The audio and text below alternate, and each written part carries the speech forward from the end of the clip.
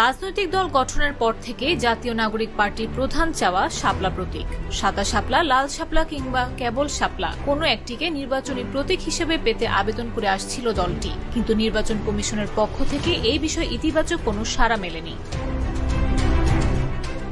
গেল 23 সেপ্টেম্বর নির্বাচন কমিশন সচিবালয়ের জ্যেষ্ঠ সচিব আক্তার আহমেদ জানিয়ে দেন, ত্রয়োদশ জাতীয় সংসদ নির্বাচনে রাজনৈতিক দলগুলোর প্রতীক তালিকায় শাপলা নেই। বুধবার জারি করা কমিশনের প্রজ্ঞাপনেও 115টি সংরক্ষিত প্রতীকের তালিকায় নেই এনসিপির সেই বহু প্রতীক্ষিত শাপলা।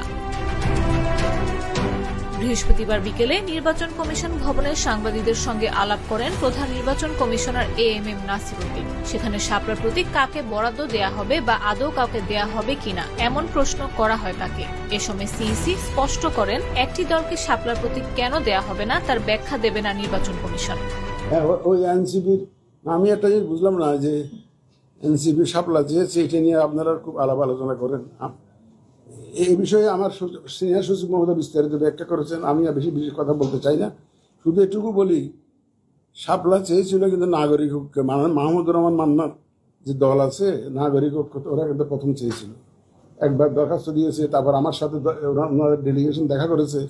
তখন আপনারা কোনো কিছু আলোচনা করেন, আলোচনায় তো আনেনি নাই যে শাপলা নিয়ে যে নাগরিক ঐক্য।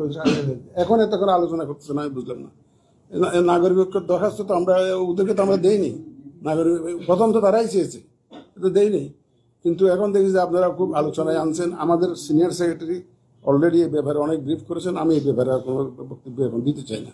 শাপলা প্রতীক সহ নিবন্ধন বিষয়ে এনসিপি নেতাদের আক্রমণাত্মক মন্তব্যে ইসি শঙ্কিত নয় বলেও মন্তব্য করেন প্রধান নির্বাচন কমিশনার। এরপর সিইসির কাছে জাতীয় পার্টির অংশগ্রহণের বিষয়ে জানতে চান সাংবাদিকেরা। এ প্রসঙ্গে জাতীয় পার্টি বললে বিভ্রান্ত হন উল্লেখ করে তিনি বলেন, লাঙ্গলের দাবিদার একাধিক। না, আমরা মুঠো হুমকি মনে করি না, কারণ ওনারা তো দেশদ্রোহী না, আমরা দেশপ্রেমিক তো, দেশপ্রেমিক তো, ওনাদেরকে আমরা এগুলোকে আমি হুমকি মনে করি না। ওনারাও দেশপ্রেমিক, ওনারাও দেশের মঙ্গল চান, দেশের ভালো চান, এবং যে ধরনের কর্মকাণ্ড করলে দেশের মঙ্গল হবে সেটা ওনারাও বুঝেন।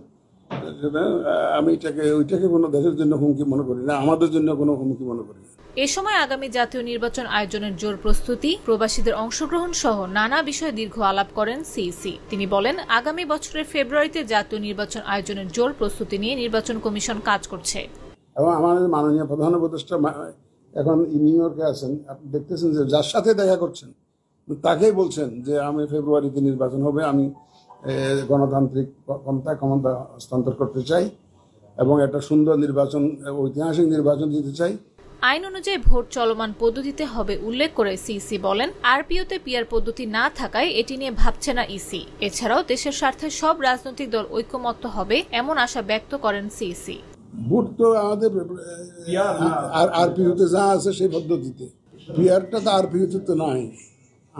আমার সামনে তো আরপিও, আমি তো আমাকে যদি আরপিওটা বদলাইয়া যদি এটা অন্য একটা দিয়ে দেয় তাহলে এটা আর আইন না বদলাইলে তো পারি না আমি।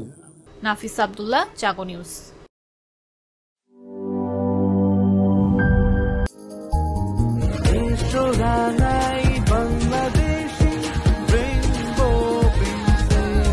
রেইনবো পেইন্টস, ছড়াও জীবনের রং।